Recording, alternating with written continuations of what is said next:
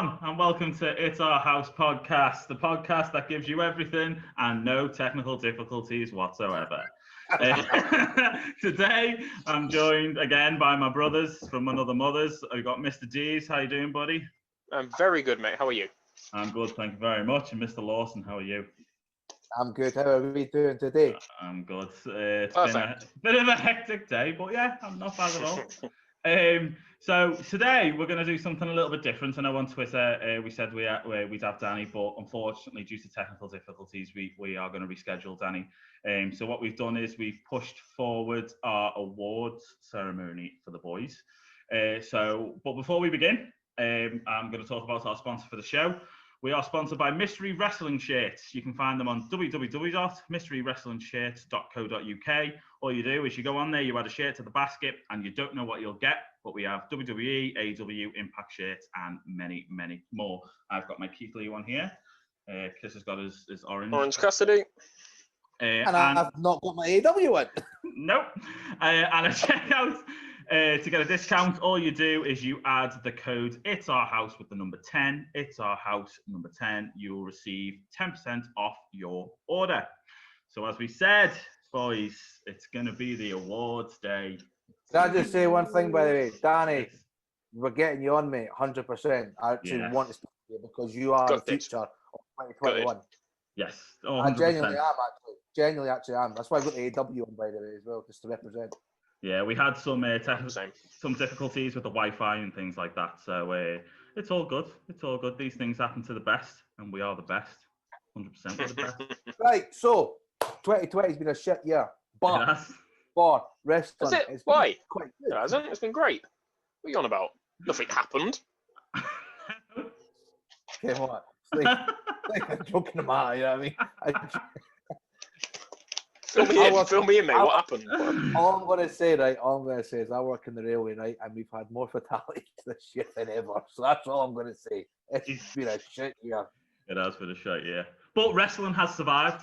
And if anything, wrestling's going from strength to strength at the moment, which is why we've got the 2020 awards. So, Dees, do you want to talk about the social media side, what we've been tweeting out, what we've been asking? Yeah. So every day we've been tweeting out a different award, whether it be best male of the year, female of the year, tag team of the year. We've let our followers put across their points. We've had, a couple of clashes and a couple of arguments, but all in, good nature. That was just in our group chat. Yeah, nothing to do with the awards. That was just normal. Everyone's been nice on Twitter. But yeah, man. We wanted to involve as many people as we could. That's what we like to do here. Get our fans involved, get our followers involved, and we've come to a almost unanimous decision on a few of them. Not even close to most of them, just a few. No. But yeah, that's what we're going to talk about today. I think obviously if we start from the bottom and work to the male and female. I've just changed my mind on one of the answers. That's a fact. I'm not even joking, by the way. I genuinely have just changed my mind on one of the answers. Carry on. Okay. So we'll start. We live for chaos. We'll start with worst feud of the year because we have had some absolute stinkers. So Lawson, do you want to start with this one? Yes, Retribution, you pair of arseholes.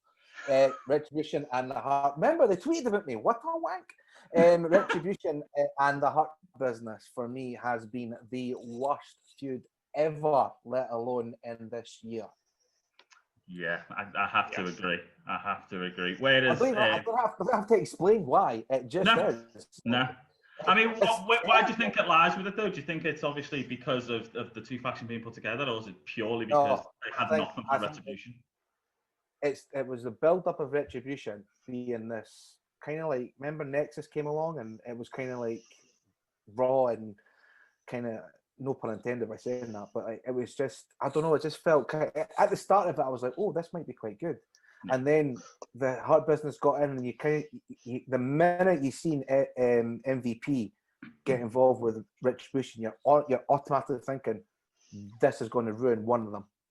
Yeah. Because they were both new, they were both big, they were both like kind of like, oh, this is going to be something. And when you put the two new factions together in a feud, one's only going to come away good here, the other one's going to come away shit. And in this situation, it was retribution. And even by putting Ali as, I didn't like that. I can't see Ali as a leader. Mm-hmm. Like, you can see MVP because he's been there, he's done that. He's, you know, and he's not a leader as such, but you can kind of see him as a captain. I can't see that with Ali. You're telling a 5'6" person, well, seems 5'6", you turn around to these 6'6" people say, "Go and do that." And they're like, "Okay, I won't do that." That's not him. This isn't a Michael Bay movie. You know what I mean? This is. Oh, anyway, sorry, you guys. No, that's like, because I know. Obviously, Dees, you're a huge fan of the Hurt Business, aren't you? You've got huge. Massively. Oh, mate, I love the Hurt Business. It's a proper throwback to old school factions, old school like bruisers and just fighters, and I love them. And you know what I love about factions is you've got a big guy or a couple of big guys, a little guy that can do all the flashy stuff. You've got like an all-rounder, and you've got that with the Hurt Business. They're a perfect faction, and you've got a talker as well. And I completely agree with everything that Stuart just said there. I know that's a shocker, but I agree with everything he just said.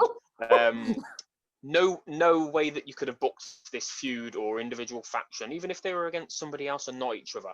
Nobody was going to come out of this looking good.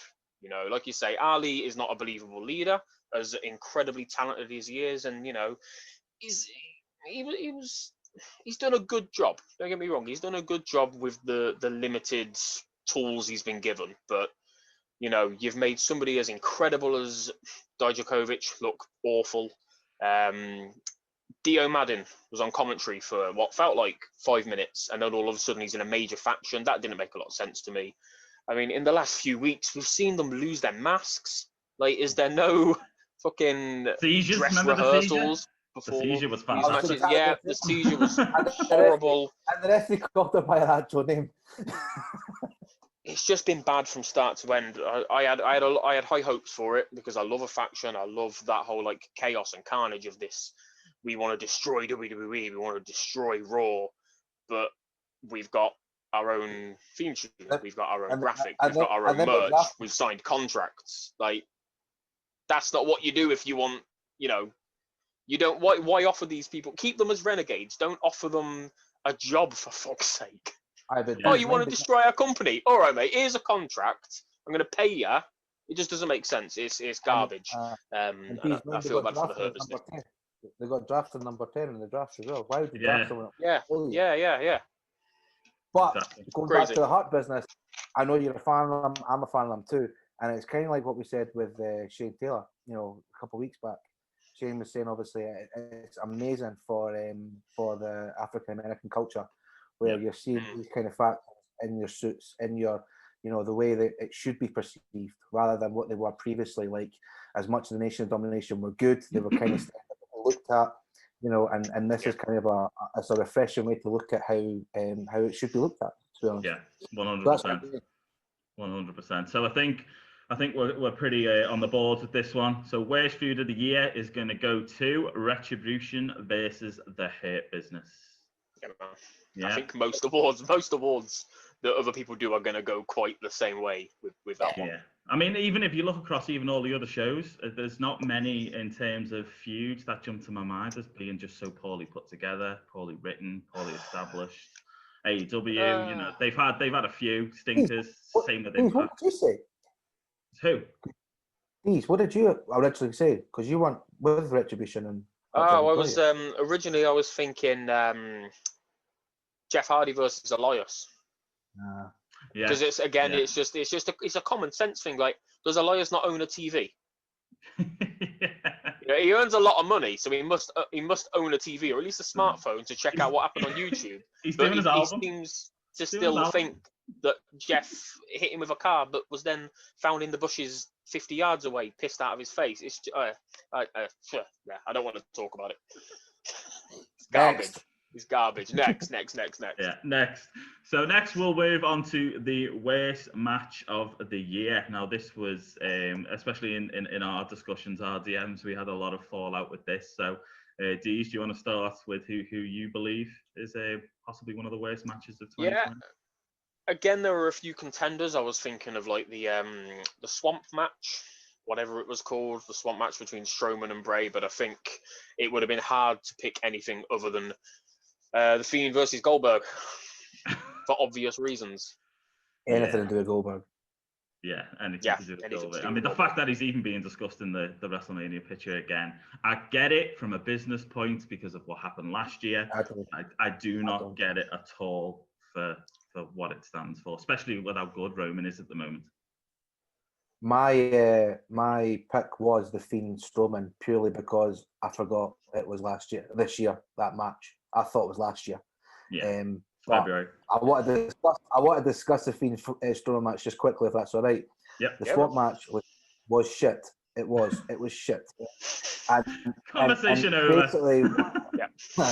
Basically, what is right is, and this we'll come to that in the best match of the year, right? But they've just basically seen what they've done with Taker and AJ, and just thought that works. That's going to work for anybody, and it didn't work. The only good thing to come from that match, right, and the only thing that saves it for me to still keep it at the bottom is Alexa Bliss, 100%. because that's where it started off with the whole, Sister Abigail type thing, and watching that actually got a wee bit like, you get a wee bit of that's something interesting.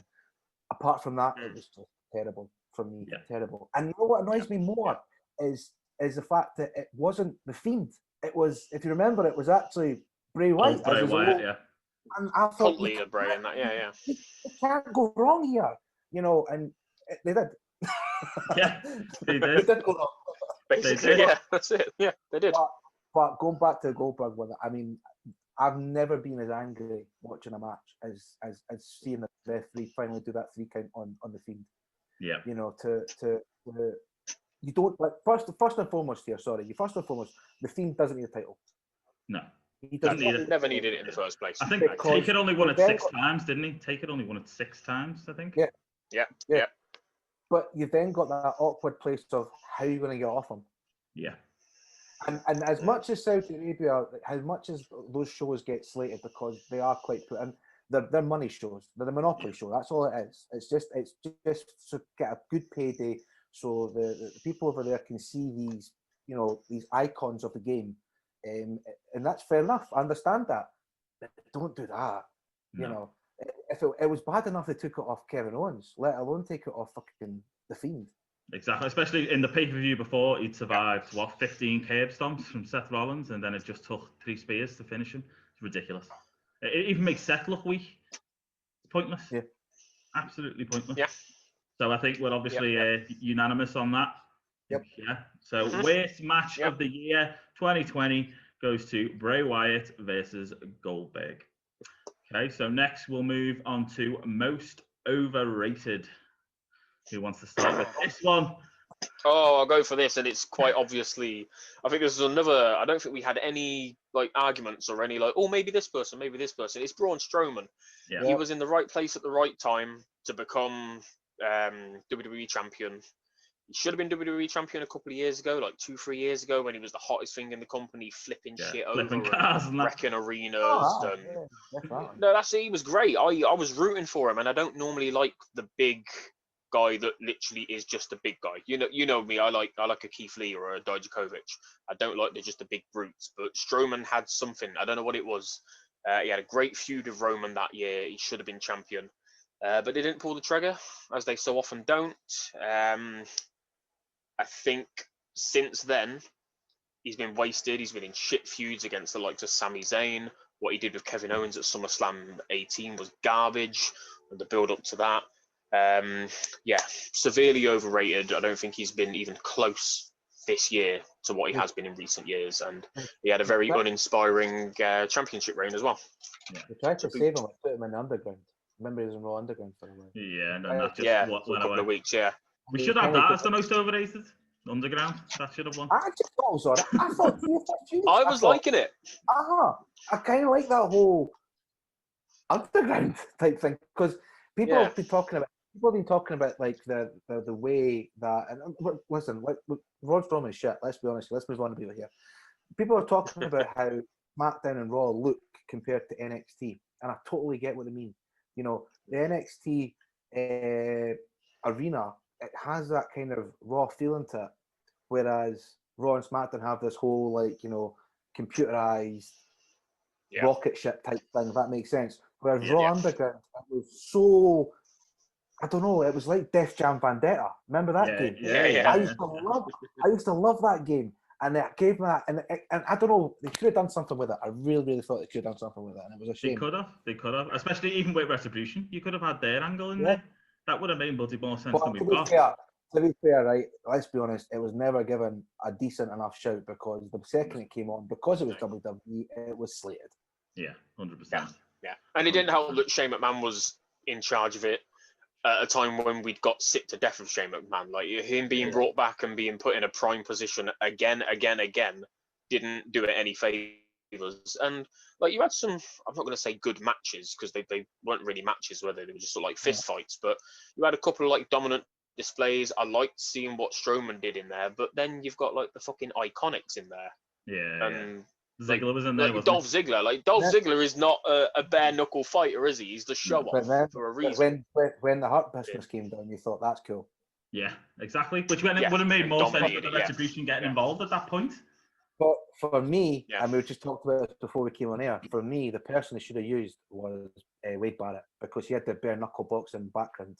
And that would have made sense to have him. And, well, let's be honest, he wasn't come back at the time, but he's back. So there wasn't a sticky way of talking to him. It could have, I don't know, it was just lazy booking in a way, so to be honest, but it's just WWE. Corbin would have fit in there as well because he's a Golden Glove boxer, isn't he? Yep. You could have changed his gimmick there and then got rid of the stupid King Corbin garbage and then changed it. I want to mention most overrated this year. He's kind of disappeared again, and we've had a bit of beef with him over the last year. But Lars Sullivan, what an absolute scumbag! Why is he even on the show? I just wanted to throw his name out there. We can tag him in this as well. Oh yeah, that'll be fun. Yeah. Tag him. Yeah. And the way he ruined Shorty G as well. Yeah. I mean, I'm glad he's gone back to the American Alpha now. But they've already got him looking stupid. This week just gone with Otis. Comedy. That's all he is now. Stupid, isn't it? So, incredible wrestler. We'll go for most overrated 2020 goes to Braun Strowman.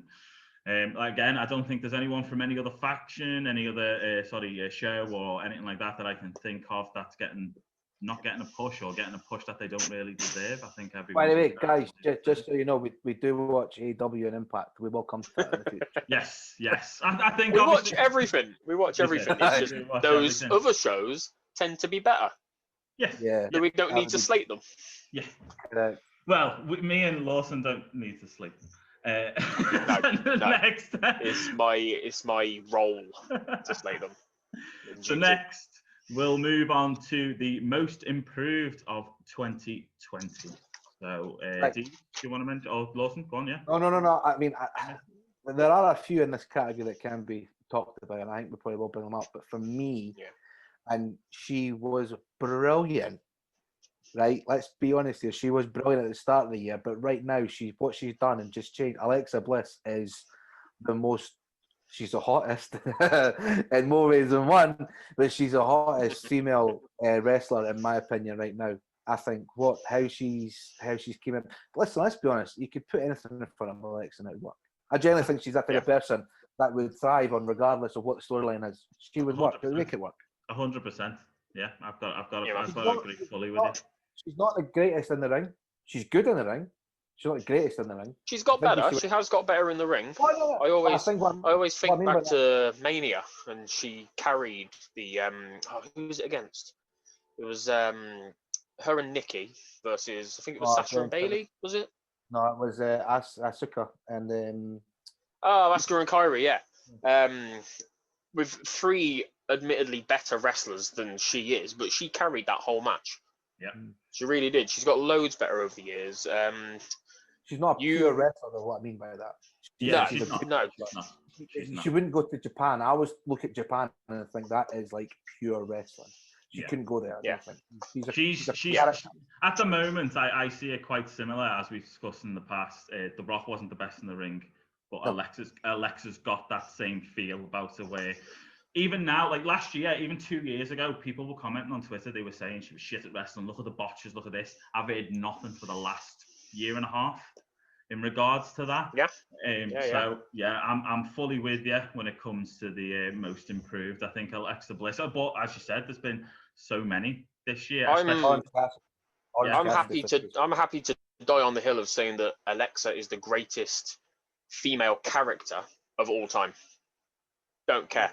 Think about any other women's wrestler in history. They've not really played, Sasha Banks has always been this like entitled, all about the money. Carmella, very much the same. They all fall into the same sort of characters that you've seen a million times before. But Alexa, as you just said, Stuart, she can literally take anything and run with it, and she'll make it the best thing on TV. What she's doing at the minute with Bray, the friendship with the whole time she was best friends with Nikki, you were always waiting for her to turn on her. Yeah. That tension, so well. That like, will she, won't she? It was brilliant. And I don't think anyone else could have. Alexa even got a cup of coffee over. Let's be honest. Yeah, exactly. You know what I mean? She made a cup of coffee. Yeah. But by the way, what's the point? That's me and Chris agreed on two things. I know. What's going on? What's going on? I think going back to what you said as well, Deez, I think when we're talking about other women who could have done that, the only one that jumps directly into my head is someone like Lita, because her character change when she went from the Hardys type to the villainous Edge. I mean, she was hated during that time. That was purely because of real life scenario, though. It was, but she still ran with it. She could have been like, I'm not getting involved. Could have said no, I think even Matt ran with it. Exactly, but I think you're right. I think everything you put in front of Alexa turns out to be absolute solid gold. Absolute solid gold. I want to give an honourable mention to Damian Priest, because I fucking love Damian Priest. At the start of this year, end of last year, I don't think anybody would mind me saying he was garbage. He was just a big guy, couldn't really move, couldn't talk for the life of him. It was so awkward and stunted and robotic and just like he was reading a script all the time. And now you got the guy cutting fucking great promos in great rivalries, fucking diving over the turnbuckle, not even diving over the top rope, diving from in the ring over the turnbuckle to the outside. And he's like a 6 foot, I don't know, 6'7", 6'8" guy. He's a big boy. I got all the time in the world for Damian Priest. I think as well though is Finn Balor, because from where he's went from the start of the year to where he is now, brilliant. Love it. Yeah. I'd agree with that as well. Yeah. As you said, Orange Cassidy, another one. AEW. Orange Cassidy's been brilliant. I see when he first came along, I thought, what a total wank. What a wank. And then I thought, it just works. What's this shit? I fucking hate it. It was just the whole little kick and the hands in the pockets. I thought, man, that's not cool. And then it's just like, it kind of is. I mean, I like it. Can I just want to, sorry Faz, I just want to play my role in the group up for a second and tear Twitter a new one, because I'm sick to fucking death over the last week of how much I've seen that the most improved wrestler of the year is Jey Uso. And I'm sorry, but no, because Jey Uso, much like his brother, have always been phenomenal, always been incredible. There is a difference between improvement and being given a platform and being given an opportunity. He has been given an opportunity, and don't get me wrong, he's ran with it, like fucking taken it to the moon like nobody else has. And what he's done with Roman has been incredible, and we'll get to that later, I know, but people are idiots. Move on. You could also say that about Roman Reigns, because Roman Reigns has always been good. He's had to do what he's had to do, i.e. he's been a good guy. Yeah. No one really liked it, but now he's not improved. He's just been given a new role. That's all it is. Yeah. It was always within him. Right, sorry. Pass on. That's all right. And then I want to give a last mention to basically anyone on the Impact roster. They've been, to me, they've been absolutely standout over the last 12 months. And every feud, every storyline, every match they've had has made sense. So for me, obviously, sorry for us, for the pods, it's Alexa Bliss as the most improved of 2020. But I just wanted to give a big shout out there for Impact Wrestling. And I hope they go to strength in 2020. I'm sure they will. Big love for Impact. Definitely.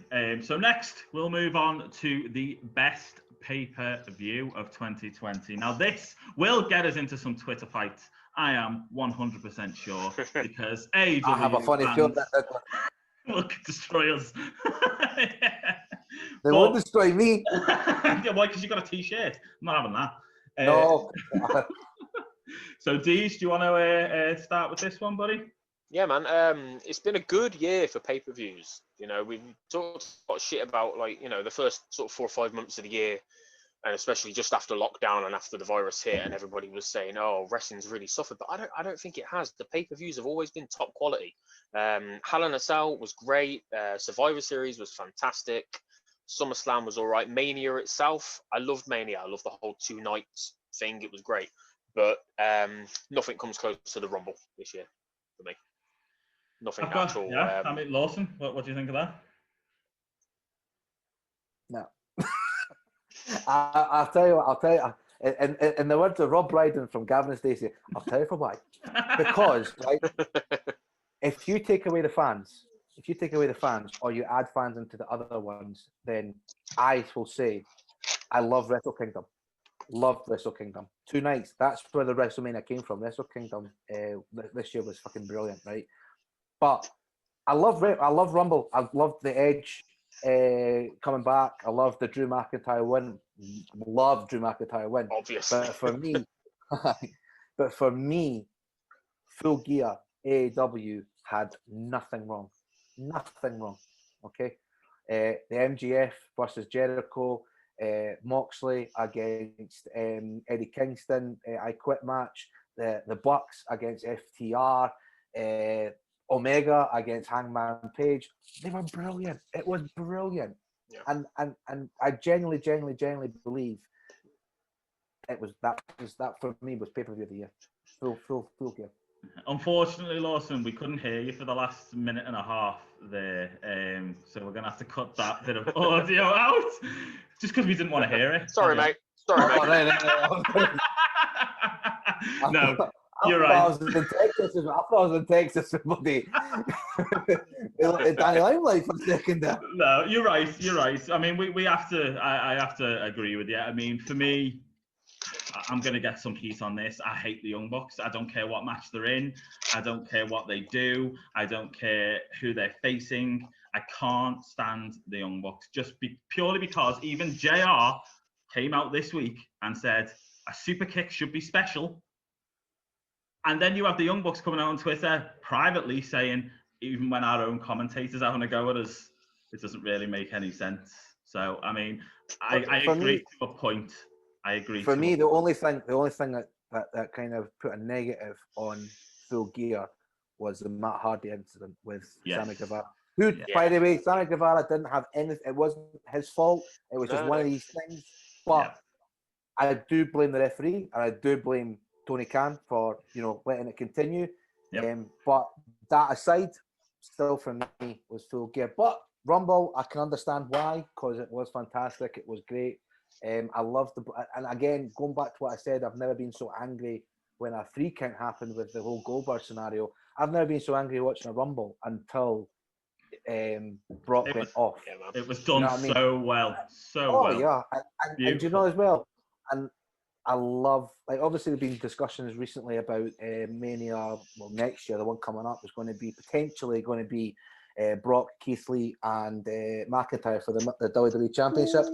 Listen, see the whole thing with Brock and Keith Lee, that started at Royal Rumble. That stare down was brilliant. And even when you could see Brock Lesnar mouthing out, who the fuck is this? And you're like, oh, you're a big boy. And I remember listening to Busted Open with Billy Ray, and he said potentially all you need to do is just give Brock Lesnar and Keith Lee 5 seconds of a face-off, and you make Keith Lee like that. Because Brock, and let's be honest again, everyone slates Brock. Brock does so much for the business. He took a clean Claymore, and I mean a clean Claymore, and laid out there for a good 2 minutes to let Drew McIntyre really get the whole. He even shouted at him, didn't he? Pick up the title, because he knew on Raw. He knew what it meant. Yeah. I won't. You know me. I won't take any anybody talking shit about Brock. Brock, like you say, Stuart, he's done so much, not just for the business, but for putting over guys like AJ, Bryan, Finn, as you say, Keith Lee, Drew. The 2-3 minutes of Salin outside the ring, looking like genuinely like scared and astounded and shocked that somebody had the nerve to do that to him. It was incredible, absolutely incredible. The Rumble just had so many moments. MVP. If it hadn't been in for MVP coming out, we wouldn't have had the Hurt Business. You know, which we're all big fans of. Stayed around for that. Even the Women's Rumble was good. Yeah. The Women's Rumble was great. The match before, what was it? Bryan versus The Fiend. That for me has been The Fiend's best match. Yeah. By far, the strap match. That was great. Yeah. I mean, God, yeah, it was all because of Bryan, but. By the way, The Fiend's a phenomenal wrestler as well. I think for a big. Sorry, I know I'm just getting in, but it was Stone Cold was asked not long ago. How does your Kevin Owens and your big guys? How can they last? Because they're just consistent, you know. And it's not taken away, but we said this again with Shane Taylor. Nowadays, you don't have to look stereotypical to be a wrestler. Like, you know, what in the 90s you had your Ultimate Warriors, your Hulk Hogan's, your Savages, you know, all these big guys, Sid Justice, all that kind of stuff. Whereas now you're getting your Kevin Owens and you're getting your Bray Wyatts, Shane Taylor, you know, you're getting all Keith Lees. They don't look like a poster boy wrestler, but they go as just as much. Samoa Joe, another example. Yeah. And I think that's when it comes to, you know, Triple H with NXT, you can clearly see he doesn't care about that type of thing. It's all about the talent in the ring and what the mic is. And, you know, Vince has this hold over WWE at the moment, as we all know. The direction he's going with certain things we're not entirely happy with, but the future does look bright for the business. Especially WWE. And, you know, going back to, as you said, about Keith Lee before, let's just mention all this Twitter thing that's currently going on at the moment, him going back to the performance center to train. Let's get this right. If Vince didn't give a shit about you, he wouldn't care. He would put you right into the back. He knows what this man is capable of. And the reason why he's going back to the performance center is solely for his mic work in that ring. Solely to put on a performance. That's it. And you don't give someone that you ain't got faith in a fucking 24 episode. No. Look at everybody else that's had a 24 episode. It's been like Ronda, Roman, all the WrestleMania ones, but all the big names have had one. Drew as well. Yeah, like Keith Lee isn't going to be buried in a month if he's just had his own network special. And I will say what I said on Twitter. I just remember Grado going Raj because he wasn't in the 24th. Remember an episode, he was like, I'm going to be honest. Bastard. I know we need the zone. I will echo what I said on Twitter again. Like, he's been put on main event to make people watch main event. It's that simple. A couple of weeks ago, you had Jeff Hardy versus Ricochet. Neither of them are being buried because Ricochet's been on Raw since, and Jeff's been on Raw since. So, you know, it looks like Jeff's going to be possibly Lashley's next challenger for the US title. So being on main event is not, you know, it's not your days being numbered. It means let's get more eyes on main event. It's that simple. Yes, 100%. So, yeah, let's go back to the best pay-per-view. So, massive mention to Full Gear. I think AEW have had pretty standout pay-per-views this year. I think they've been pretty consistent, especially with their main event scenes, their tag team scenes. But no one wants to see a 14 versus 14, which is what we're getting, I think, next week, or 7 versus 7. 7 versus 7, which by Chris Jericho said was the first ever, and then he was quickly corrected because he was in the first ever when it was next versus Team Bret Hart. It's a joke. But I think me and Dees outweigh Lawson on this one, purely for the pops, purely for seeing Edge back in that ring, purely for seeing Drew, one of our own, win that Rumble. We're going for best United Kingdom, best pay-per-view. Oh, all right, do you want your independence? We've spoke about this. You're not getting it. Best pay-per-view of 2020 is the Royal Rumble. Okay, so next we'll move on to weekly show of the year. This is a good one. I like this one. This is a great one. Lawson, do you want to start, my friend? Yeah, SmackDown next. Steve? Yeah. It's hard to elaborate on that. It's pretty cut and shut, really. I mean, Impact for me is very, very close second, and then probably NXT. But NXT lost its spark for me a little bit this year. All companies have suffered without the fans, but NXT was about the fans. Yeah. So they've really, really suffered. They've been great the last 2 months. Last 2 months, NXT have been great. They've really improved since they've started letting some fans in and they've changed the arena around. But yeah, SmackDown. There's a reason SmackDown is getting consistently over 2 million every week, while Raw is dipping down as far as 1.4. Yeah, SmackDown's been great, highlighted and like carried by Roman versus Jay, and Kevin Owens, and The Fiend before he moved over to Raw. Yeah, it's been brilliant show. Yeah, so I have to say, but I've still got to put in AEW. I have to. Yeah, I was just about to mention. You know, it's been a year since Dynamite, or just over a year since Dynamite began. What have your thoughts been on that? They've been consistent. They have been consistent, and I take away the whole Wednesday Night Wars. Take away the only thing I don't like is the constant goes at WWE, shall we say? That's the only thing that annoys me. Just I think if you focus on your own product, then you'll improve your own product. Yeah. But that said, though, especially recently, I think I'm very, very keen on to see what's going to be happening with this Impact scenario. I know we discussed it last week. The Sting coming in, but going way beyond that, the Matt Hardy when he came back in.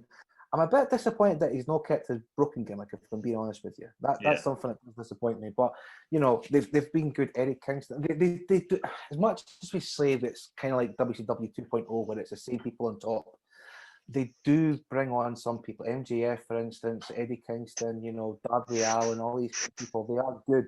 And it's been great to see that they've been given the limelight. Brody Lee, I'm not huge on him, and he's another one that again that consistently goes at, you know, the Vince McMahon's. Remember that whole thing about the sneezing scenario? Yeah, like just little things like that. But that said, though, they are near enough same ratings as Raw. They are, and I think if you took NXT or if you took AEW and moved it to Tuesday or Thursday, they're getting 1.4. Yeah, they're getting 1.4. They'd be way above Raw. Raw would be third, sorry, in the ratings. SmackDown would be top still, but then it would be AEW, and then it would be Raw, and then it'd be NXT. That's my opinion on that one. No, I think it's the right opinion to have. I think when it especially comes to AEW, I think me and Deez are on the same page with a lot of what we say about it. The tag team situation, I'm sick of it. I'm sick of seeing 55 tag matches on a show. The main event scene is great. Outside of that, I don't really know where you go. What I will say with that, though, with the tag team thing, is I don't know if you've noticed, but Cody, I think he's looking after what his dad did. He's very old school. It's kind of got an 80s feel with the way they kind of promote things. You know, they're doing it quite the way it used to be done back in his dad NWA days. Yeah, so there's a reason why that doesn't work now, though, isn't there? There's a reason why it doesn't work. The crowd's moved on. The fans have moved on. It's not what it used to be. People moan in WWE that they don't have enough tag teams, you know. So sure, yeah, Vince doesn't give a shit about tag teams. But you know what I mean? You can't. Yeah. I'd understand. I've said as well previously. I can't stand anything more really than a 2 versus 2. Yeah. Sorry, Shane. Sorry, SOS. I really hope you get your 6-man tag. But for me, a tag team is just 1-on-1 against 1-on-1. How long have we got? I know. Is there enough time for me to talk about AEW? No, I'll try and keep it short and sweet. Yeah, there's too many tag teams. They have got the best tag division in the world. There is no doubt about that. As good as Impact is, there's just far too many being shoehorned into matches. The most that I'm happy with is a 5v5 Survivor Series elimination match. I don't need to see 6v6s, 7v7s. It's nonsense. And as you two know very well, my two big things are tag team wrestling, women's wrestling.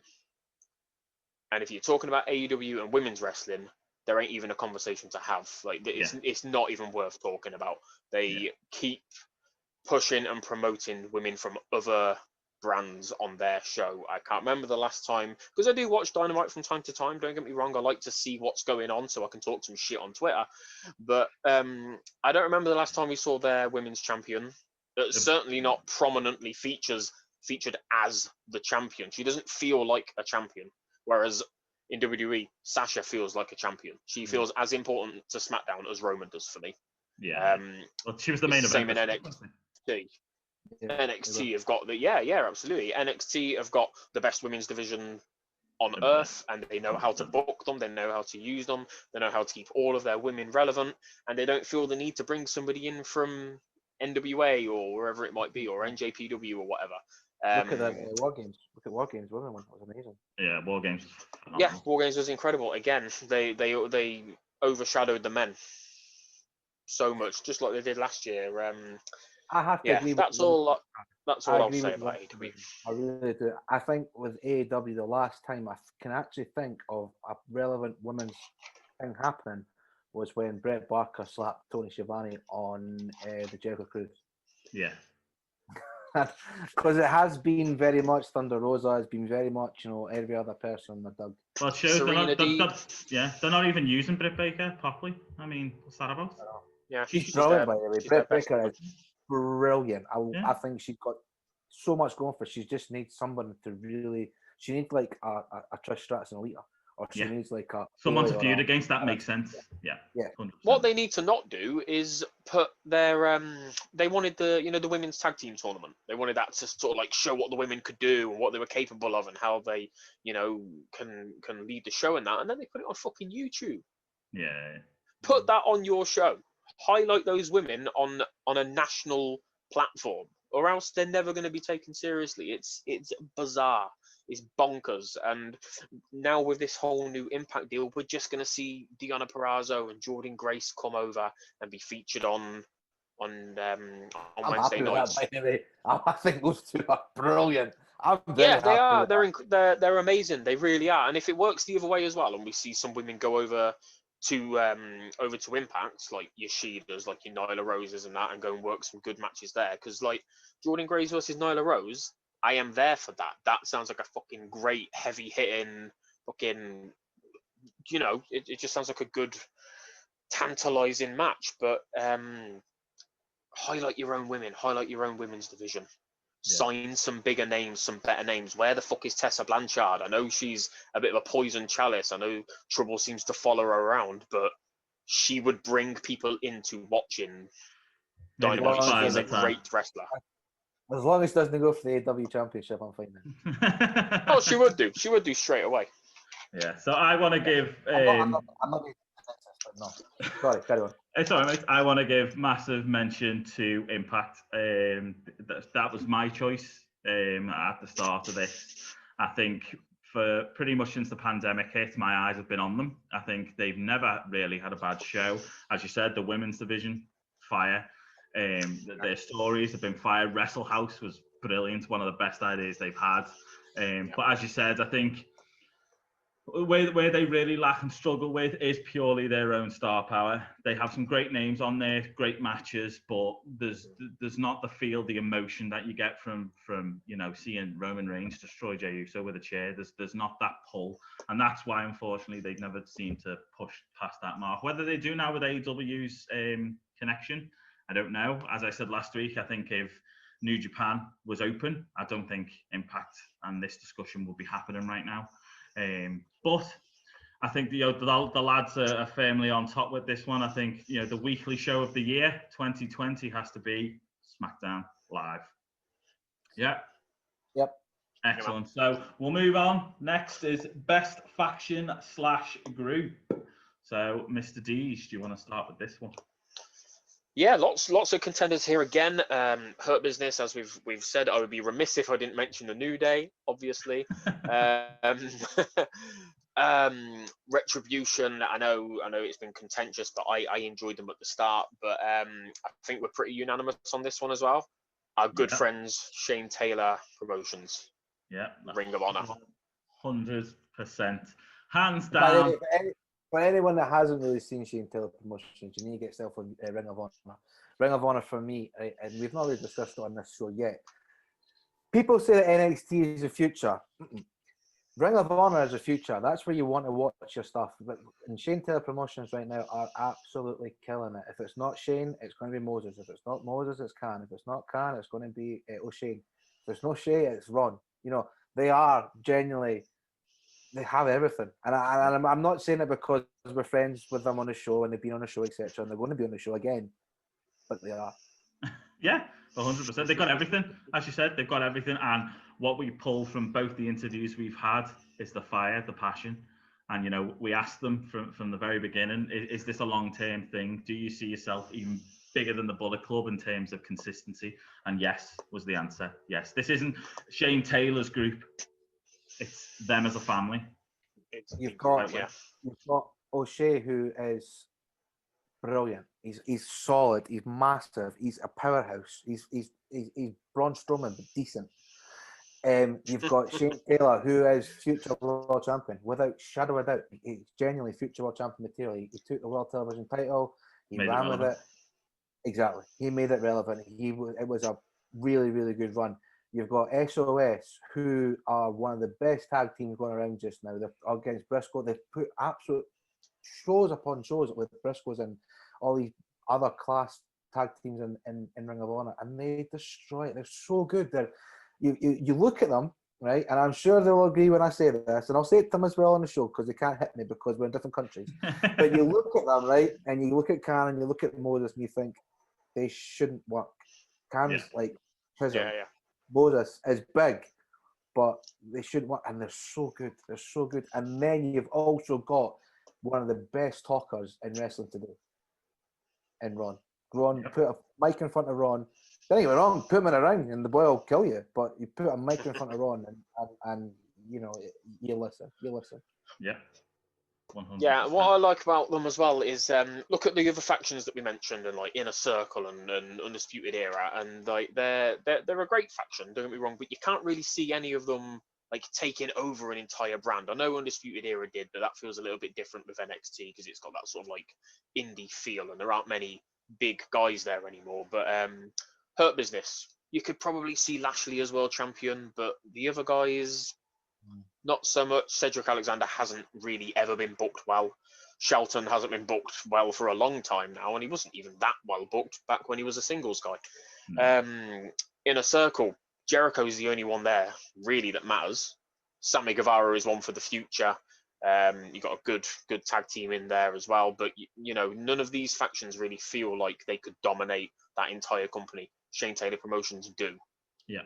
You know, I could see them just running the place. The only one I can think of is Evolution, from what you're saying. Yeah. Everyone's a champion, a future world champion, could be a future world champion. Definitely. And, you know, they are looking to add more to their group. So, you know, we'll see. We've got three of us. We're part of it. We're already on there. Yeah, we're already on there. So yeah, I think we'll quickly wrap that one up. I think the best faction / group of 2020, and this will be clipped for Twitter. Shane Taylor Promotions.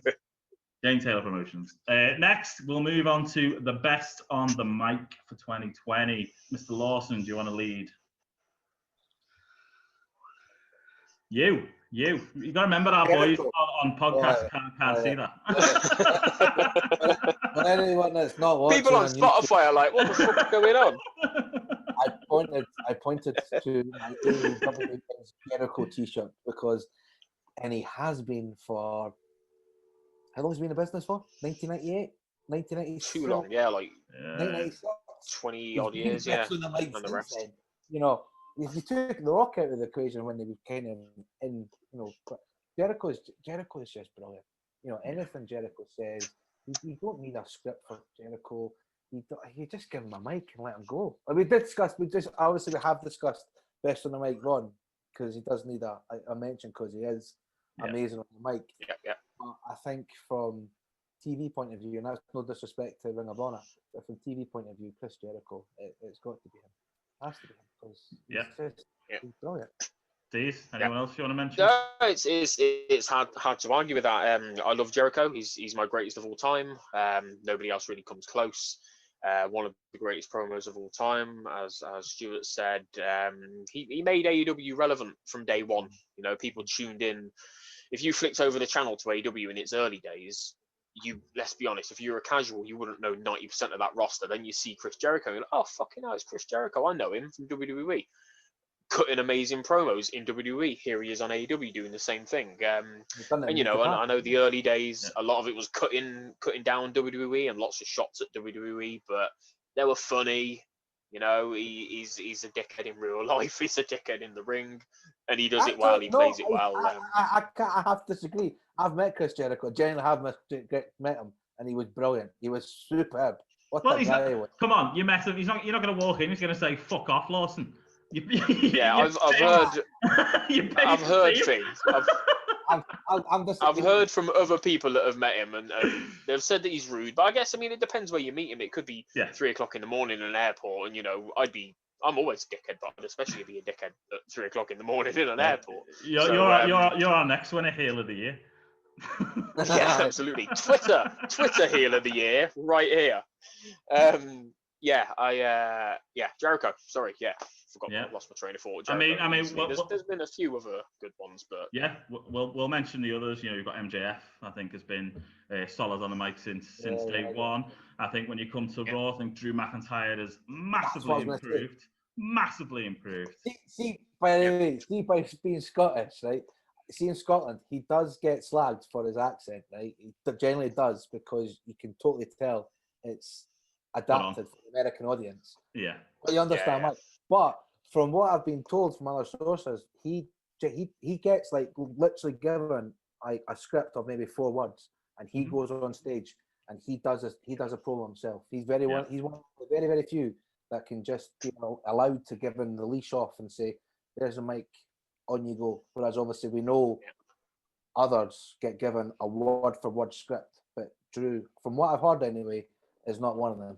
Yeah, 100%. Another massive improvement has been Roman as well since he turned heel, and he's doing this whole sort of like focused, determined, almost like deranged and obsessed character. It's light years away from what he used to do. Remember the whole nobody has forgotten what he did with John Cena. Yeah. When Cena literally said to him, "Learn how to cut a promo, kid." And it was embarrassing and it was hard to watch. I was like, oh, I was like crawling up into a ball. It was difficult to watch. But he's a completely different person now. MVP has been solid every time he gets a mic in his hand. Adam Cole's been really good recently. Kevin Owens, consistent. Kevin Owens always, Samoa Joe always. But it's Heyman, of course. You mentioned, you said Pat McAfee. Oh, I love Pat McAfee. Yeah, where's he come from? I'll mention that. You'd think he'd been in the business like all his life, though, wouldn't you? Like he doesn't seem like he's had 2 matches and really been around for what, like a couple of month or 2. It's been really. He was good in both matches as well. Very good in both matches.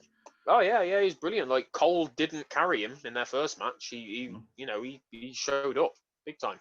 I mean, even the spots, bloody moonsaults and all sorts off the top. Yeah, crossbodies off the swantons off the top of fucking cells that Jeff Hardy would be proud of. He's been brilliant. Really adapted well.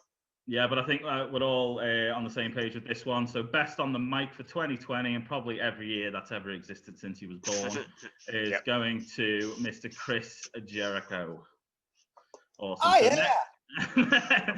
Next, we'll move on to heel of the year 2020. So we'll start with our resident heel, the man who destroys the heel of the group. Mr. Dees. Do you want to start, buddy? Yeah, this was one that we definitely clashed on a little bit. For me, it's Randy Orton. Nobody comes close. As good as MJF and Jericho and people like that have been, Randy Orton, I think this has been his best year of his entire illustrious, incredible career. But we've all seen what a Randy Orton who doesn't care is capable of, and he's hard to watch. He's boring. Like I'll turn over the channel. This year, he's been on the top of his game. The whole rivalry with Edge was you couldn't look away because you wanted to see who he was going to punt next, who he was going to RKO next. RKO in Legends, punting Legends, taking out Ric Flair, who I hate, but that was an amazing moment. RKO in Beth Phoenix, like what that like sort of like harken back to taking out Steph, and kissing her in the ring while Triple H was handcuffed to the rope. It was incredible.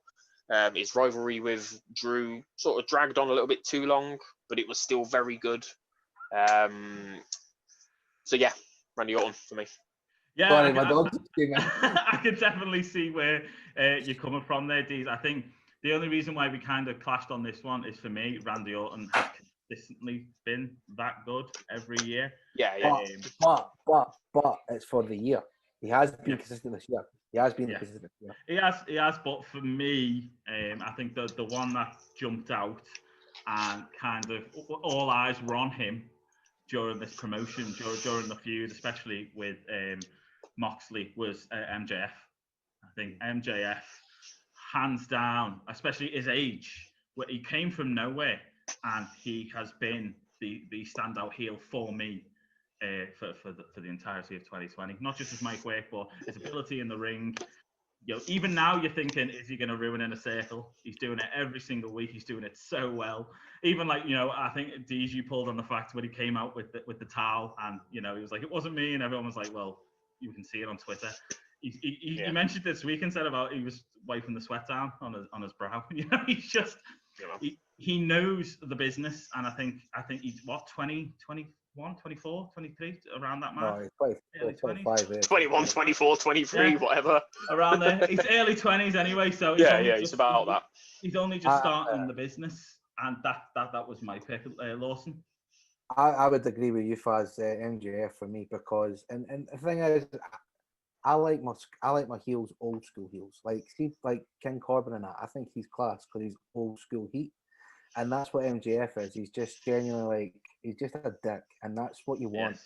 You know, you kind of argue the fact that, you know, when you're doing like meet and greets, even with the kids, he's still in that character. Is that right? I don't know. Maybe a bit too far in that scenario. But on camera, where he should be a heel, he's brilliant. He's the best for it for me. You know, his mic works fantastic. You genuinely hate him, and that's what you want to have. You don't want this kind of like.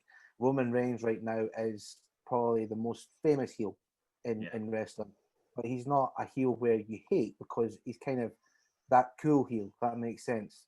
But MJF is still, for me, that he is a heel's heel. He's like an old school. He's like a Ric Flair type heel from the 80s, NWA. And again, going back to what I was saying about Cody Rhodes trying to maybe make the AEW more of an 80s theme, an 80s feel to it. I think having MJF, the heel that he is today, does definitely give me that kind of Ric Flair type old school, and that's a massive compliment I have to say to him, because he is so young, but he's doing such a damn good job at what he's doing. Sorry, my dog. As you said, it's all right, buddy. I think when it comes to Randy Orton as well, Deez, I think if you have the crowd there, I think the difference is MJF does his finisher, the crowd boos. Randy does his finisher, the crowd cheers. That for me, it's everyone loves an RKO. Exactly, and that's always. Don't get me wrong, he's had a phenomenal. Easily one of the best years in wrestling. I think he's only going to get better with this Fiend feud now as well. I think it's going to play out really well.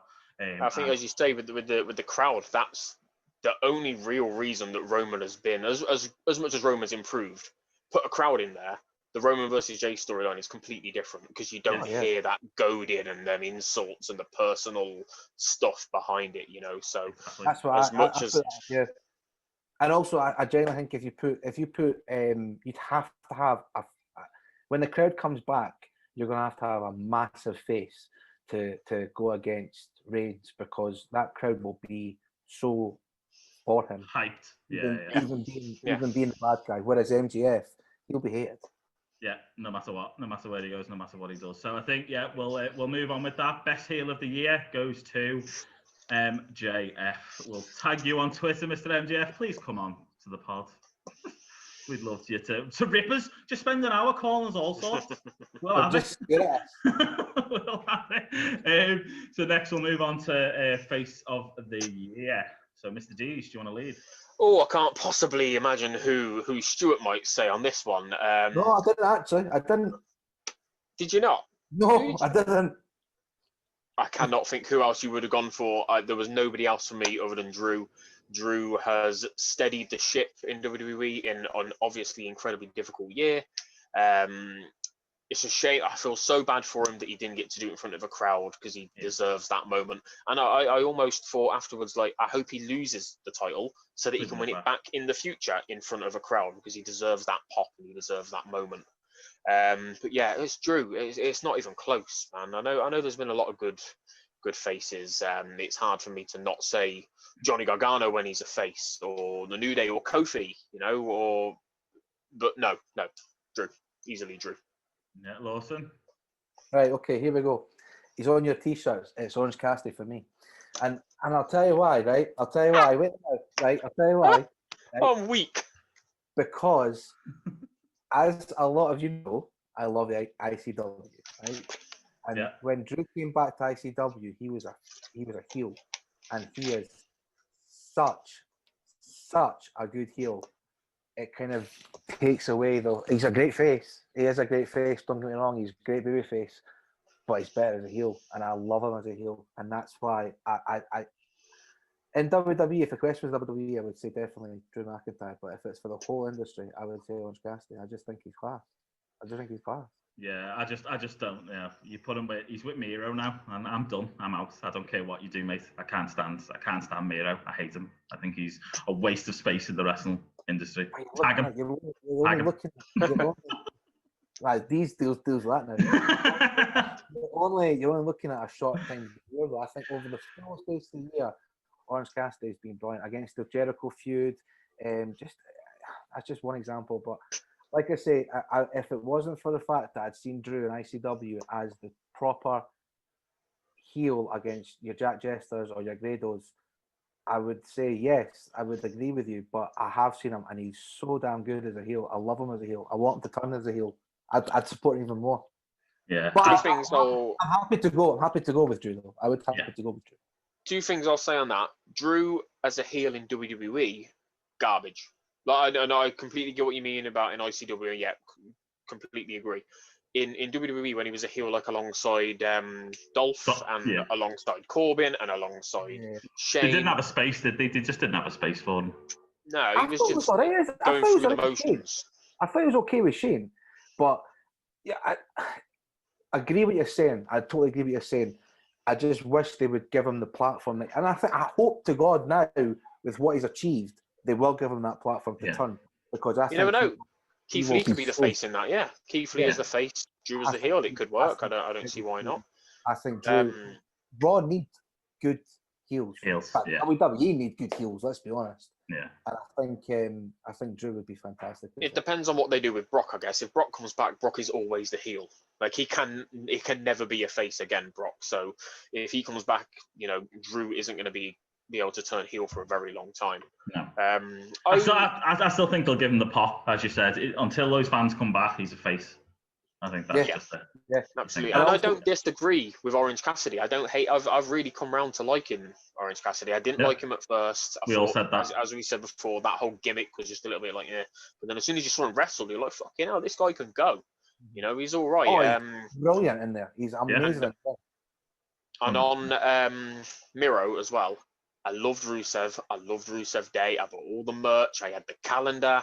I had the t-shirts. I had some fucking pajama bottoms. Mate, this is only 2 years ago. I went full Rusev Day. I loved him, and I was just happy for him more than anything, because he's got the talent and he's got the thing. But then he's just another case for me of like, fuck you, WWE creative is bad. I'm going to go to AEW. Oh, and now I've got a gamer gimmick where I'm angry that you broke my arcade machine. Oh, and I'm going to come in as part of like a best man wedding-esque storyline. Didn't you leave WWE in the same storyline? And didn't everybody slate it? Yeah. And then all of a sudden you're in AEW. Oh no, it's okay. Doesn't matter if it's a wedding because it's an AEW wedding. Yeah. I'll just say one thing about Brock, because you said he'll never be a face. I kind of disagree, because I kind of thought he would turn more of a face. I think Brock is returning as a face, because Heyman's on SmackDown. I think Brock comes back. I think he's more of a tweener. He's kind of like the old Stone Cold way, whereas you're not doing the things the way you should be, but the crowd love it. Yeah. Because there was a few cases where he was in a few programs and he was more of a face than another person. I can't remember exactly. Fucking Brock Party. I loved Brock Party. But I have to ask a question about these. Did you have the Aiden English stuff, or was it just Rusev? No, just Rusev. Okay. But Aiden English, he was Rusev Day. He was probably more important to Rusev Day than Rusev Day himself. And then they ruined it by bringing Lana in and doing Lana is the best, Lana Day and all that bollocks. But here's a quick question for you both. when Brock does come back, or if Brock does come back, what do they do with Heyman and Roman? Because for me, I would love to have like Heyman sort of like stuck in between them, like not sure where his loyalty lies. No, do something with that, maybe. I want Brock to come back and go face against Reigns and let Reigns go over, and Heyman stays. Kind of like what they did with the Big Show. Remember Big Show? Heyman stuck with the Big Show. But does Brock need Heyman? No, but I think but that by doing that, it'll make Reigns ultimate heel. Yeah. Because Brock comes back as babyface. Let's be honest, he will come back as babyface, and having the such an easy storyline with Heyman being in the middle, but Heyman stays with Reigns, and Reigns overcomes the beast of Brock Lesnar, and he just, again, going back to what we said about Brock, he would do that because he does so much for the industry. Yeah, we need to see Brock versus R-Truth, though. We have to see that. Sorry, but I have to.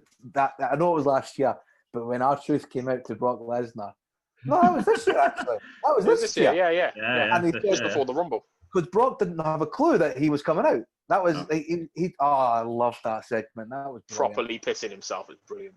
Aye. Yeah, I think the issue we've got, as you said, from what we're hearing, he's not coming back to SmackDown. He's going to Raw, and if he goes to Raw, you may just have the 50-50 Heyman on both. I think you may just have that. He's just the advocate for one and the advocate for another, and never the two shall cross. I think that's just what they'll go for. That would be great. Yeah, the family head. Well, it's the family head of the table thing again, though, isn't it? You can't have them in a faction if one thinks the best than the other. But anyway, we've been here for like an hour. So best face of the year, solely because I think we agree he kind of carried Raw from January all the way up to now, and he will probably into 2021. Best face of the year goes to Stuart Lawson's best mate, Drew McIntyre. I think that's what we'll go for. Good Rangers, man. Good Rangers. Good Rangers, man. So we'll move on to feud of the year. So we've had quite a few big ones on this one. So Deesh, do you want to lead with this? Mm-hmm. Roman v Jay. Pretty cut and shut for me. Roman versus Jay. Sasha v Bailey was a pretty close one. There's been, as you say, some really good feuds this year. But if you say to me, Chris, what's been the best feud of the year? The first thing that comes to mind is Roman and Jay. It's just been so personal, different. As we said, the crowd has taken so much away, but the lack of crowd, has taken so much away, but it's also given so much, and it just helped that whole story to evolve. I'm excited to see what happens when Jimmy comes back from injury as well. See what they do there. Roman v Jay, easy one for me. Lawson. I would. I want McIntyre Orton. I love that. The only thing about McIntyre Orton I wish they did was the ambulance match was the last one. That's the only thing I wish, because that kind of the whole ambulance, that was the finish of it. And even if it was the case where, because it was that then Hell in a Cell, and then he lost it, and then he won it back on Raw. Yeah, kind of did go on a bit longer than I anticipated, but I like a long feud, because I feel nowadays in the industry is very much a month to month, whereas this pay-per-view you're going to face this person, this pay-per-view you're going to face this person, and so on and so on and so on. Again, going back to the Reigns versus Uso, that wasn't the case. They continued that for a couple. In fact, they still continue it now, to be honest. There's still a storyline going forward. I have this funny feeling, and I know we're talking about Goldberg and that, but I kind of hope that Jay takes the belt off Reigns at WrestleMania, because Jimmy comes in and does something. I think that'd be like a Kofi Kingston. See it happening, and I think the Jimmy and Jay and all that kind of thing, I think would work perfectly, and it would be a good way to get Reigns again ultimate heel. Yep. Well, I agree. I agree with these. I think Jay and Roman was good. I personally would go with McIntyre and Orton, but I would be happy to let that one win, if that makes sense. Yeah, I think when it comes to the McIntyre Orton, the reason why I didn't pick that is solely because you could have put anyone in that position, because it was kind of Randy just against the legends. Drew obviously helped him with that story, but for like 2 months of that, it was just Randy taking out the legends to piss Drew off. I think the difference with Roman versus Jay is that the heart and the emotion of a storyline is there. And I think that's why it worked. It reminds me a lot of a 90s, Attitude Era storyline where there was personal beef between these two people, and you had no idea which way it was going to go. Was one of them going to drop the knee? Was Roman going to snap out what he was doing? I think with Orton and McIntyre, you could see where the train was going, and I think that's kind of why for me. And I fully agree. I think feud of the year's got to go to Roman versus Jey Uso. Big shout out to AEW, they've had some brilliant feuds. Yeah, I'm interested to see this. I think Moxley Omega can be brilliant. I really do. I think that can be fantastic. Matt Hardy, Sammy Guevara has been fucking brilliant. That's been mental. I genuinely love the whole idea of pick which Hardy you want. Pick your poison match, I'm sure it was called. That has Cody's had a few good ones as well. But yeah, AEW's been FTR and Young Bucks. There's been loads. I just really want to say the only reason I didn't go for Drew versus Randy Orton, because I did enjoy it from start to almost finish. What put me off was the hot shot booking towards the end. Like if Randy had won the title at SummerSlam rather than like just before Survivor Series, and then they thought, oh shit, no, we don't want. We've seen Roman versus Orton a million times. We don't need to see that again. We'll put the title back on Drew quickly. It just felt like a needless change, and it also felt like just a way to get Randy Orton's numbers up by one more again. The only thing as well I will say about that is that's now Drew won it in the Performance Center. He's won it in the Thunderdome, and hopefully now he's going to win it in front of the arena. That's what you hope for, isn't it? That's what you've got to hope for in the end. Yeah, so I think we're all pretty unanimous on that one. I think feud of the year goes to Roman versus Jey. So next we'll move on to best match of the year. There was a lot of arguments, a lot of fallouts, a lot of discussions with this one. But Lawson, do you want to start? This is the one I changed my mind. Yeah. I'm happy for it to go be the Young Bucks against Omega and Page. That was just an insane match, absolute insane match. But the one I really want to talk about is Undertaker against AJ Styles. As much as it wasn't a match, it was so good, and it was the best way for me to let Undertaker ride off to the sunset, because everything about that was just fantastic. I was very skeptical of how a cinematic match would work, because the Boiler Room match, remember from years ago with Mankind, wasn't great, let's be honest. But I thought House of Horrors was bad as well. Yeah. I was a bit skeptical of how this is going to work, but the American Badass stroke Mark Calloway stroke Undertaker was against AJ. AJ's brilliant. Let's be honest here. I genuinely believe AJ's the best in the world even today. Yep. He's up there with as much as anybody else in ring ability. And to get the Good Brothers, or Galloway and Anderson, to get involved with them and the OC, everything about it was brilliant. I loved it. I've watched it about 4 or 5 times. I also loved the Fire Fun House with Cena. Yep. Brilliant. And for people have got like not an insider's knowledge, but people that understand it more, it was brilliant. Watching Cena become the heel, everything he kind of does.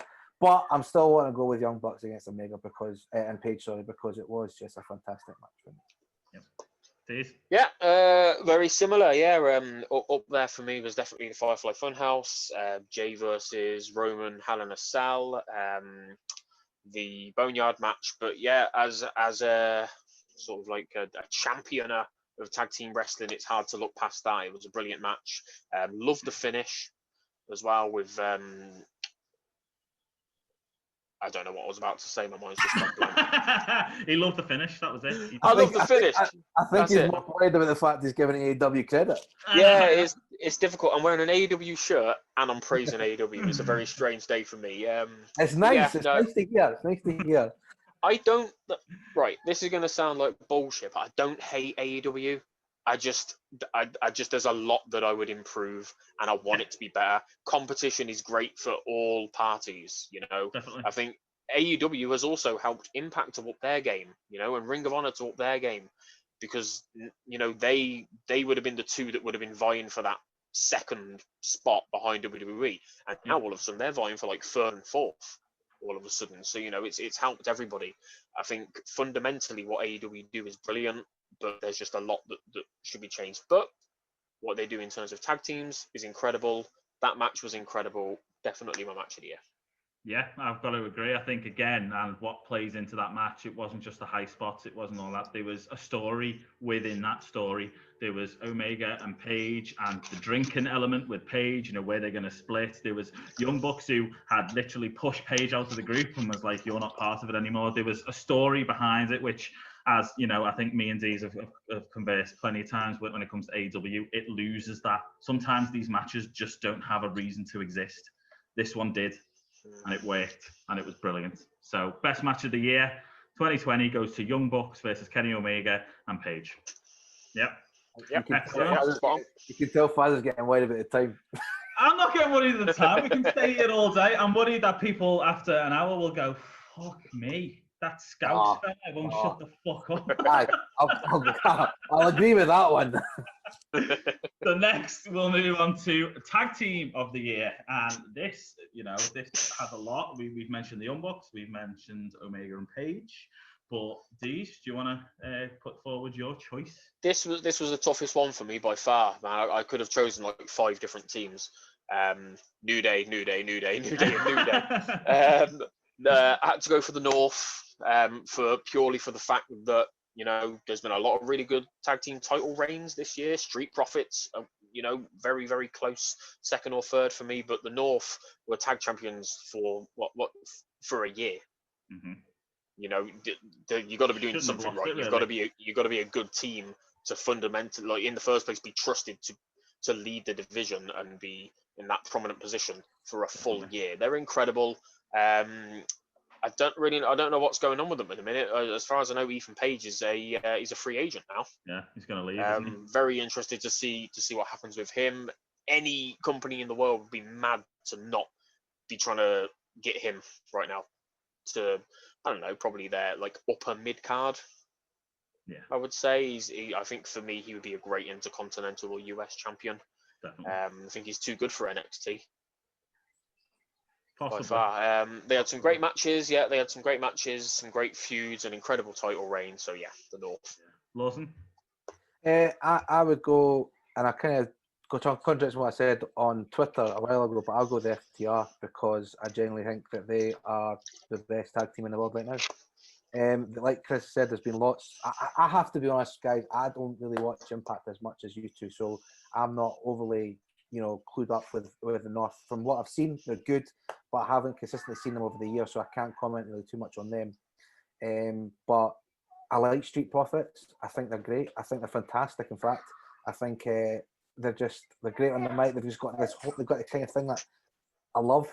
Young Bucks, as much as they get slagged, they are good. They are good. They are good. They are. Yeah, they definitely are. They've not been as consistent over what they do for nothing. But for me, and it kind of goes against what I said, like I say, because they've only really become good since May when they joined AEW. Because prior to that in WWE, they weren't booked good. They were doing the whole. Remember, they were kind of doing the screaming thing in the shower and the back shaving and all that. Yeah, and the 24/7 championship and all that kind of stuff. But since going over to AEW, they've really stepped it up. Not just themselves, but the tag team division in AEW also. So for me, I would say FTR. But like I say, I can't really comment too much on the North because I haven't been as involved in Impact as, like I say, you two have. So I'm just going to go FTR, but I'll trust your knowledge on Impact. Yeah, definitely the last 12 months for me has to be the North. I think they've consistently carried the division. They've been, on everyone who watches Impact, they've been on the tip of the tongues every week, just waiting to see what they do and what they can do going forward. I like FTR. I think the concern I have with FTR that I've always had is outside of the title picture, what you do with them. I think they struggle with a storyline if the titles aren't there, and I think we saw that in WWE. AEW probably won't have that, but they've lost the titles recently, so I guess we'll get to see as the future goes on. But Tag team of the year, I agree with Dees. I think we're going to go for the North, who no longer exist, apparently. So that was good. So next, we'll have a new it is. Just two random blokes of the year. We'll move on. Next is one definitely is going to be a top discussion here. It's the last two. It's the ones that matter the most in the industry. It's female wrestler of the year. Who are you going for, Mr. Lawson? You start. Bayley. I think we've got loads. Like, you could go here all day, and I like Brett Barker, but she's not had enough to go at to be top. As much as I've just said I don't like him, as much as I've just said I don't watch Impact Wrestling as much, I love Jordan Grace. I think she's amazing, absolutely amazing. Rhea Ripley from NXT is fantastic, but Bayley, because the way she's adapted to the heel persona for me, I was kind of like, oh, how's she going to be? You know, remember she cut her hair, the whole ripped the what are these guys that just go fucking rad? Crazy waveable. Yeah, the Bayley buddies, the guys you see it like when you're buying a car showroom and that, you know what I mean? You know, when they ripped them, I thought, oh, this is going to be fun, because she was kind of like the John Cena of the female division. You know, she was kind of like that face. The merchandise was there, and they pulled the trigger and took the hit. But and she was brilliant all this year. You know, the whole Sasha Banks story was fantastic, and Sasha Banks again, brilliant. But for me, she hasn't been in the company for the year. That makes sense. Like, one thing that annoyed me about WWE was they put Charlotte Flair, they put Becky Lynch up for Superstar of the Year. They've not even been there. They were waiting May and June. How can you put her for Superstar of the Year? So for me, that's why Sasha Banks doesn't come into the scenario for me, where Bayley's been there the full year. And that's what I'm saying is Bayley. Yeah, Dees? It's incredibly hard to look past Bayley. If we were looking, if we'd have done like a mid-year awards, I'd have said Asuka. She had a great start to the year. I know she was literally handed the title, but she had some great matches with Sasha. But Bayley has just been consistent. Like you said, Stuart, I had my doubts when she turned heel. And it didn't sit right for me at first. The first like month or so, I think it just felt really forced and really cringe. But she evolved with it. She had great opponents. Never really had an opponent that was at her level, I'd say, which is no disrespect to the rest of the women's roster on SmackDown, but Bayley's just at another level. We saw it in NXT, some incredible classic matches. The rivalry with Sasha was brilliant. The whole like teasing for months and months and months. Will they? Won't they? When are they going to split? Are they going to split? Like Bayley. There's a reason she won the PWI Top Woman of the Year as well, which is obviously like October to October, and she was just solid in that whole time. So it's a pretty easy choice. Yeah, I just realised I said that Sasha Banks wasn't in for the full year when she was. But anyway, that's not the point. It didn't feel like she was though, did it? It didn't really. She was there, but she wasn't there. Yeah, exactly. Yeah. And I think when it goes to Bayley, at one point, I know Sasha was there, but at one point, Bayley was the hottest thing on the market in terms of she was on Raw, she was on SmackDown, she was on NXT, literally within that week. That's how much faith that company had in it, and she carried it, main eventing literally every week. So I think definitely female wrestler of the year has to go to Bayley. Lawson, what are you going to say? You also have to mention Thunder Rosa, and I'm really getting annoyed here because I can't remember her surname is. Do you wanna? You've mentioned Perazo. Oh, Perazo. Yeah. Those two as well being fantastic, but for me, Bayley. Carry on. Sorry. No, Bayley. I think, as you mentioned, those other women have definitely been massive benefits to their companies, and hopefully, no matter where your allegiance lies, I don't think many people would argue against Bayley. No, definitely not. Okay, well, it's the last one. We'll move on to Male of the Year 2020, Mr. Dees. I'm basically going to just say everything I said for Face of the Year again. WWE have had a horrid year, a really difficult year, something that nobody could have ever predicted or written or planned for. And Drew has just absolutely bossed it for the whole year. He has carried what is the A show, their top brand, Raw, on the best network on USA, and he's just I don't know what more I can say about how good Drew has been this year. He looks like a champion, he acts like one, he talks like one. I think the next level for Drew will be once things settle down a little bit more and he can get out and do like the talk shows and interviews and stuff like that, and then we can really see what he's capable of. What he's capable of. Yeah, because I think he's a natural on the mic, so he's going to be a natural, going out and representing the company, and he just looks fucking $1 million holding the belt. He feels like a champion, Me and Billy said that I'd pump him. We all yeah, said that. I would. Yeah, I think we all would. We all said that. He's a fucking beautiful man. Drew, and nobody comes within miles of Drew as my male of the year. Cool. Lawson? Yeah, as much, I'm sorry, I'm just trying to figure out something just now. Right, here we go. As much as I said he wasn't the face, he still is, for me, superstar of the year, without a shadow of a doubt. John Moxley needs to be mentioned. He has done well. I talk about his reign being very vanilla.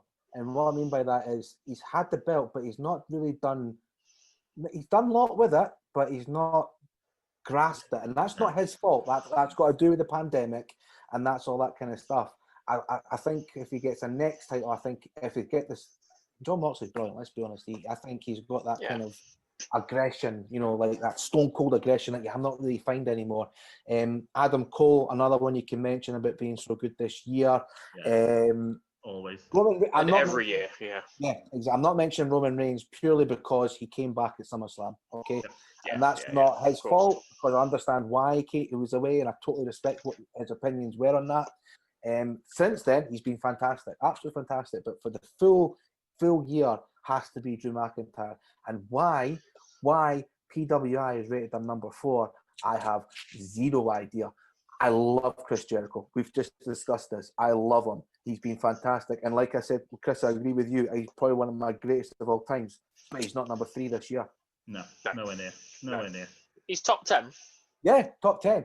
About 8 or 9, I'd say. He does a lot for that company. Yeah, and I think the difference is, if you can list like some of Drew's best matches this year, you can say, oh, he's brilliant in this one, brilliant in this one, brilliant in this one. Whereas if you talk about Jericho, as he had a phenomenal match, I would say personally, no. I think he's been good. I think all those matches have been good, but there's not one where I go, God, you remember when that happened and this happened? There's not one that I remember. I mean, you say the Orange Cassidy, Orange Samosa match, but you only remember the Samosa. You don't remember anything else. No, yeah, you remember the gimmick, yeah. You remember the gimmick, you don't remember him.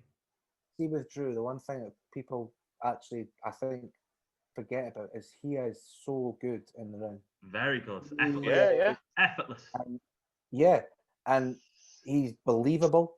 Yep. He's that's why I want to turn heel, because he's Scottish. We're good at doing that stuff. He's a badass. He's plain and simple, he's a badass, Yeah, and he has, and I feel so sorry for him watching that 24 program where he was looking at the arena where he should be for WrestleMania. Because he has worked so hard, and I don't think people actually understand how hard he's worked to get back to where he is right. Not even back to where he is, because he's overcome where he was supposed to be. People forget as well, seeing NXT, he was brilliant in NXT. He was amazing. He was. He was short. Just anywhere he's been, take away 3MB, take away the whole, the Chosen One, take away that scenario, because that's like, I call him Baldy Drew McIntyre, because ever since he's got his hair back on his chest, that's when he's really got back to the way he should be, with the beard and that. But I love Drew. I love Drew. I don't know if you know that or not. No, I can tell. Never mentioned it. No. I don't know if it's because he's Scottish, or if it's the fact he's a Rangers fan, or if it's the fact he's ICW Hall of Fame. I don't know if it's got maybe all those 3 things. No. Yeah, he's got everything on it. He's got the best theme music. He's got the best entrance. He's got arguably one of the best finishes. You know what I mean? I was never a fan of the Claymore. I love the Claymore kick. I love anything like that, though. I love anything like that. But anything out of nowhere. It's his RKO. Yeah, exactly. The entrance, I have to mention again, the entrance with the kilt and the Claymore. No. Male he's got wrestler. Do we need to give you a minute, mate? Should we give you some time? There was just... I'm glad the dog left the room. Let's put it that way, Lawson. Oh, no, you're a wee bit too far there, eh? A wee bit too far there. A wee bit too far. But I've got a chihuahua. For God's sake. I'm not going to say Bernard. Fucking kill it. Yeah, Jesus Christ. Can I just very quickly say, because you mentioned his music, I don't know why people are always wanting to bring back his old theme. No. Oh no, personally, I loved his old theme. I fucking loved his old theme. I did as well, but like it doesn't fit him now. No, it doesn't fit him now. It doesn't fit him as this like Scottish badass at all. It's the chosen one, but not this. 100%. I just love the fact that it's irrelevant what we're talking about now, but when he first made his entrance in SmackDown, he was called Drew Galloway to the last second. Yeah. Love that. Yeah. Stolen away. Right. So yeah, I guess we all agree. So male wrestler is Drew McIntyre. So I'll run down that list very quickly. So we got worst feud of the year is Retribution versus the Hurt Business. Worst match of the year is Bray Wyatt versus Goldberg. Most overrated is Braun Strowman. Most improved is Alexa Bliss.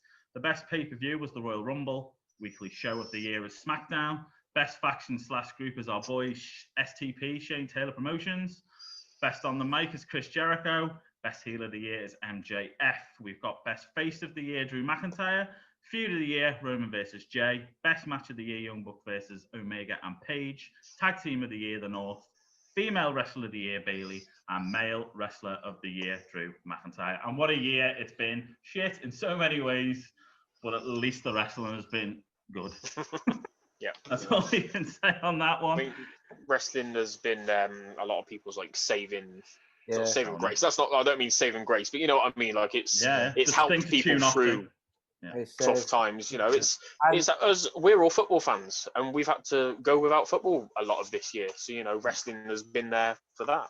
Yeah, to fill that void. I'm glad it's back because we're doing very, very well. You're doing all right.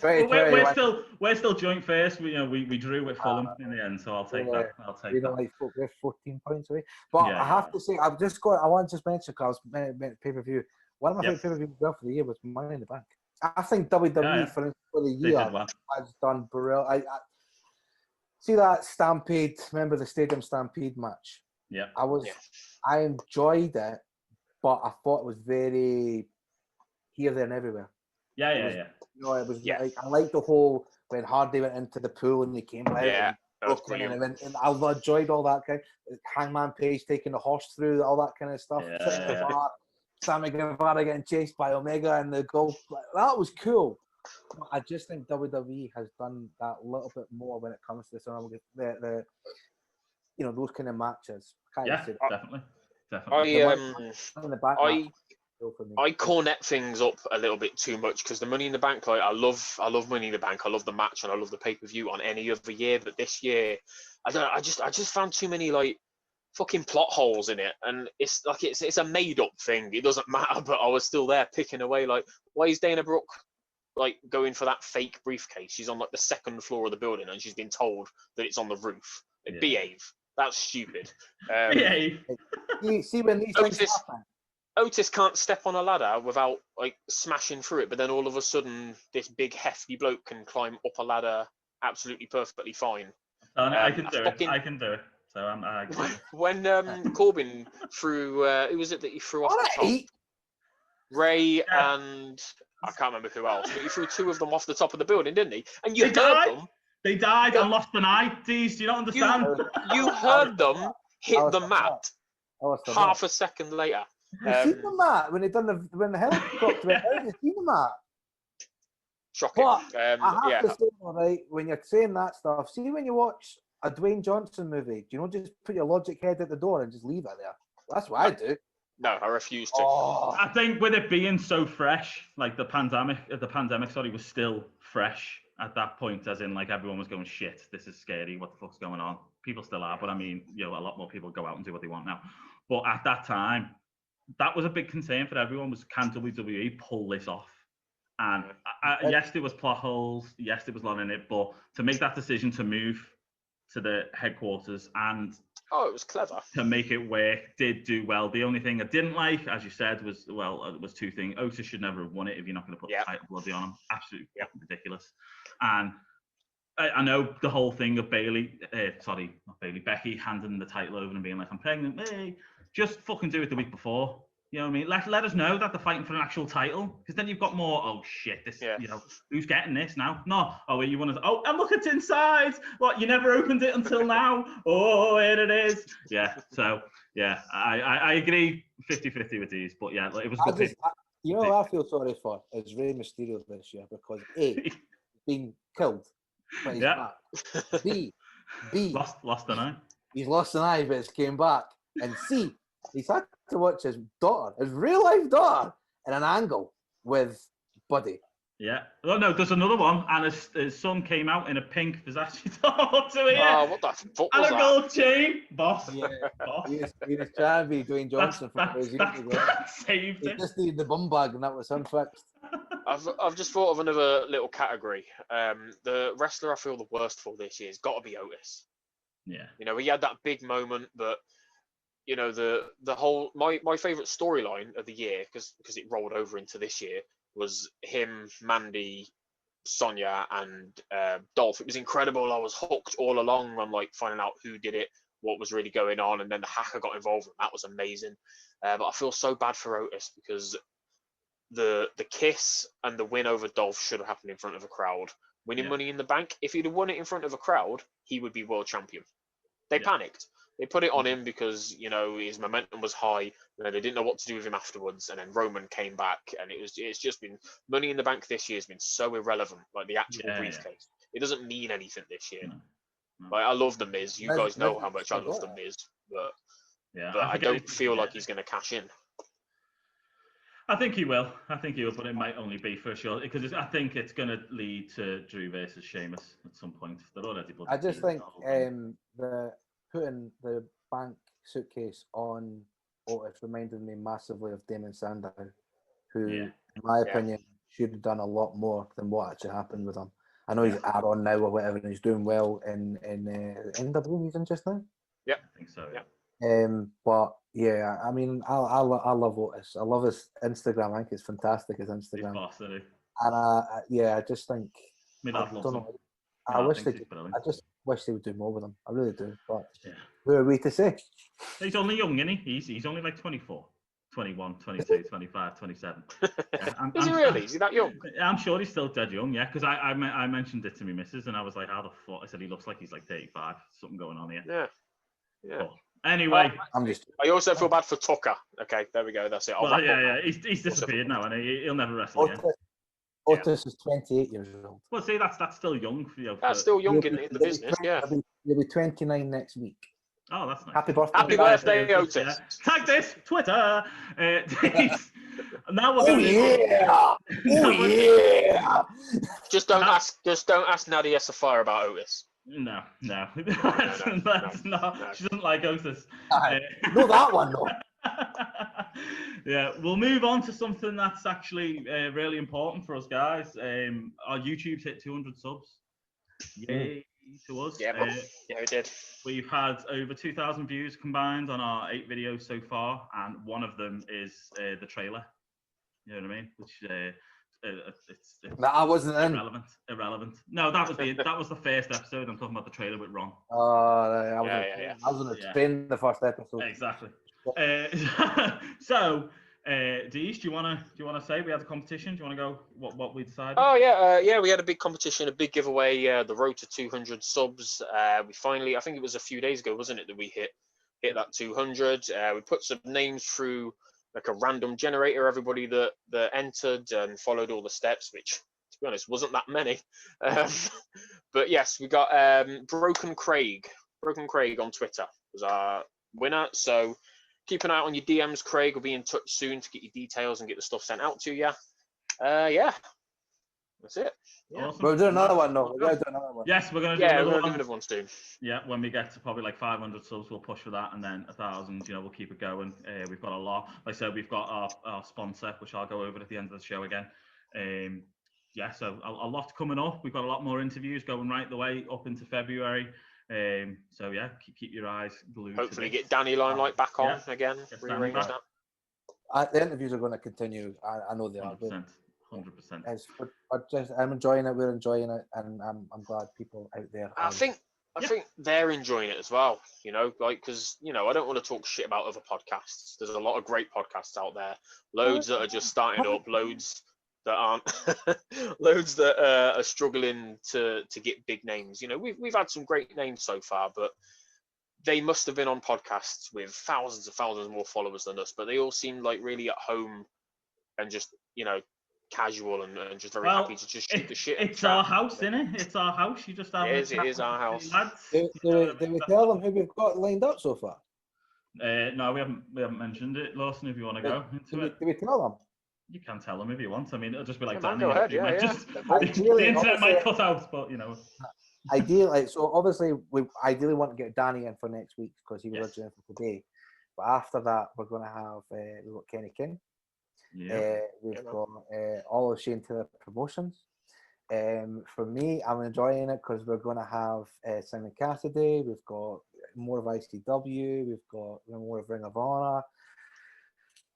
We're just expanding, guys. We're just expanding. I want to say thank you for people that are watching. It really means a lot. And listening, obviously, because we have it on Spotify and the podcast side. I want to thank you two arseholes for still actually being here.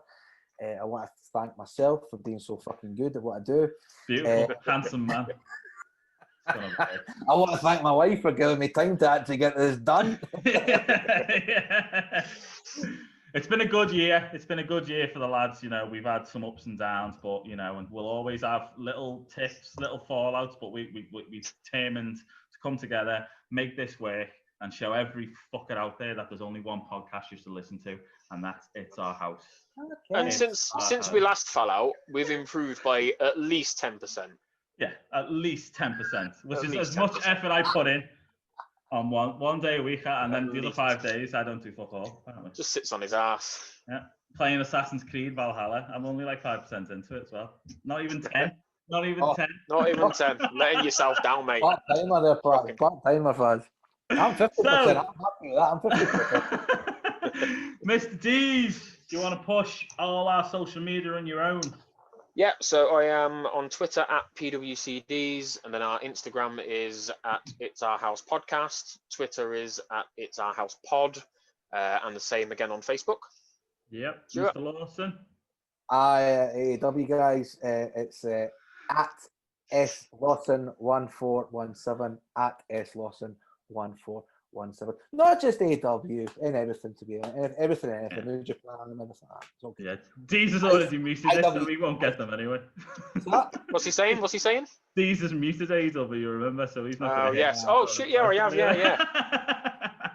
As long as you didn't mute ICW, I'm okay. No, it's all good.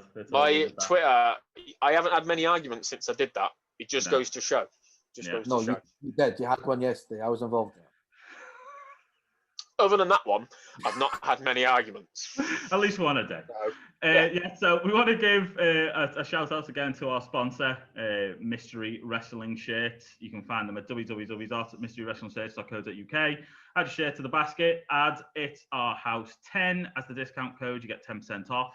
The brilliant lads. We're going to work with them more as the future goes on. So give them a big shout out. My Twitter is @Faz's Thoughts. That's FAZZAS Thoughts. We're on YouTube. It's Our House Pod. We're on Spotify. We're on Apple Pods. We're on Google Pods. We're on every pod you can even think of. Search for us if you don't want to watch the video. Give us a 5-star review. Give us a thumbs up. Comment. Do all that stuff. We love you guys. 2021 is hopefully. I'm not even going to say it. It's just pointless. But I just hope it goes all right. Just all right. Will do. Just better than this. Just all right. When I say it's going to go great, I thought 2020 was my year. I was meant to be getting married and everything, bastards. Anyway, we love you all, and we'll see you all next week. Take care of yourself. Bye. Bye.